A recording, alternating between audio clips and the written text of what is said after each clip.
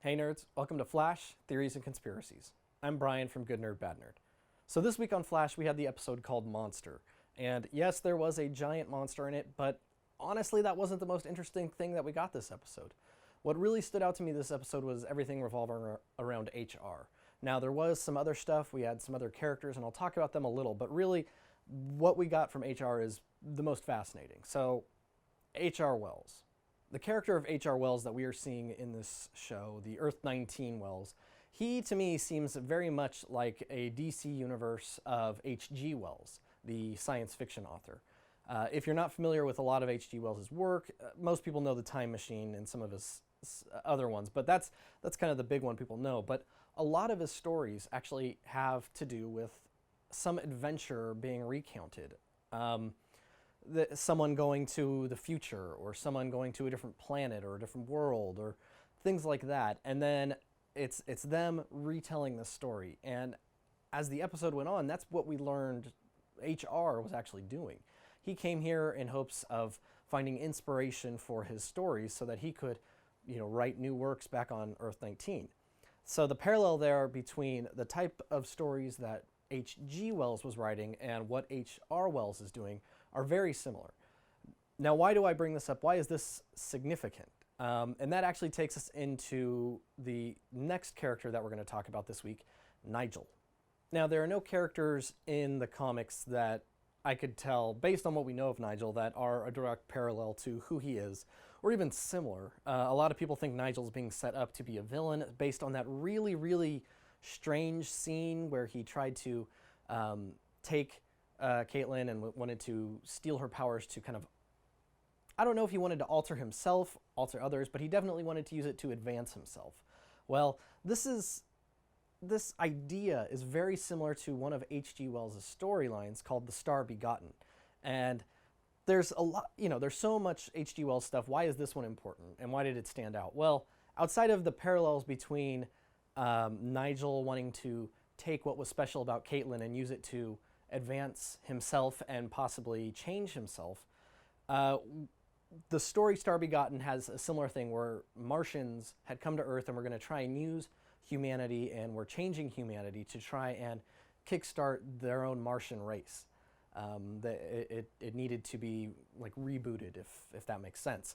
Now, again, there's some similarities there, but the thing that just stands out to me was in the late 1950s, a TV series called Quartermass in the Pit was produced and put out. And this story, it's basically based on this Star Begotten storyline.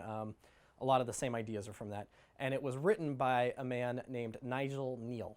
So it's a stretch, I know, but it does make sense when you see the parallels between H.R. Wells, H.G. Wells, and then what Nigel and Caitlin were going through on the show. It's an interesting correlation. So check that out. You can go read up on this on Wikipedia or anywhere on the internet, and go read the story yourself and see if you think it fits, or what H.G. Wells' story do you think actually most applies to the situation we have going on here.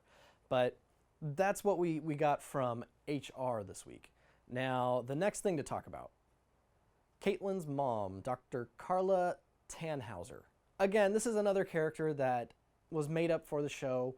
She doesn't have a coordinating or parallel character in the comics, but I think this is another instance where we're learning that everyone on Team Flash has issues with their family, whether it's parent issues, whether there's loss, whether there's a divide or a separation. We're seeing family issues come up in everyone, and for Caitlin, we didn't really know what that was. We thought it was just with Ronnie and him being dead and then not dead and now dead again, but we are seeing now that she actually does have issues with her mother, and we were learning and getting a glimpse into what that was, related obviously to the death of her father from some sickness and illness. We don't know too much about that yet. Most likely, the research that her mom was doing is related to the illness that her dad and Dr. Carla's husband had. So we'll probably figure out more of this. I don't think Dr. Carla Tannhauser is going to turn into a villain. But we will see more here because the writers of Flash love having this family conflict that they have to kind of resolve and, you know, heal these families as best they can. So that's all we've got there. Then the next big thing is the giant monster. I say the giant monster is the next big thing, but, you know, it reminded me a lot of the Cloverfield monster. But again, if, you know, it wasn't actually a monster, this wasn't even a case of a metahuman. This was just a kid who set up some very impressive holographics. And, you know, I think we kind of have to give the villain a pass this week because I don't think it was important. It was just a tool to get character development between Barry and, you know, his Julian, his partner, his lab partner, and then, you know, other stuff with Cisco and HR. You know, the villain this week was just a gimmick to get things moving in the relationship and character plot development area. Now, the last thing this week, and this goes back to HR, a lot of HR stuff this week, but who is his mysterious business partner from Earth 19? This was an interesting line because it was kind of dropped really quick and they kind of had to just move past it, but I don't think we've seen the last of this. Whoever this is brilliant and is going to be involved at some point. We know we've only got HR for a couple weeks. Barry basically said that. Something else is going to happen.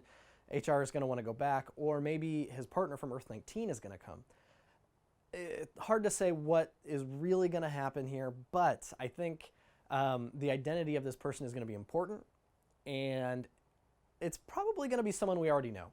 The show loves doing that we get to see these doppelgangers come through, and you know, the safe money is on its a villain, someone that the team is already familiar with, but they've had to fight in the past. Now, whether that's Eobard Thawne, whether that's Hunter Zolomon, or Jay Garrick, those are probably the three top options for who this could be.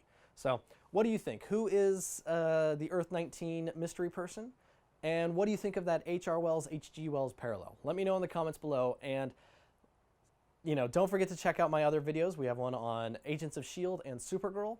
And if you're interested in this and you're liking what you see, don't forget to hit that subscribe button. So until next week, guys, this has been Brian from Good Nerd, Bad Nerd, and this has been Flash, Theories, and Conspiracies.